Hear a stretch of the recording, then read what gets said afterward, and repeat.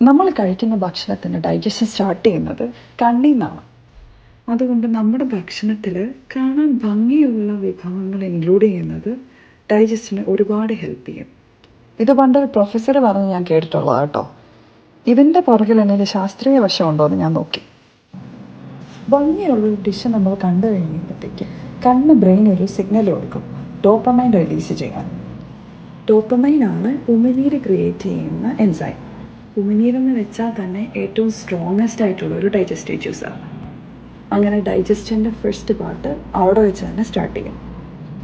So ഡൈജസ്റ്റിനെ help ചെയ്യുന്ന ഒരു സൗന്ദര്യമുള്ള ഡിഷാണ് ബീട്രൂട്ട് കിച്ചടി. നല്ല വൈബ്രൻ്റ് കളറാണ്, ഒരുപാട് സ്പൈസസ് ഒന്നുമില്ല.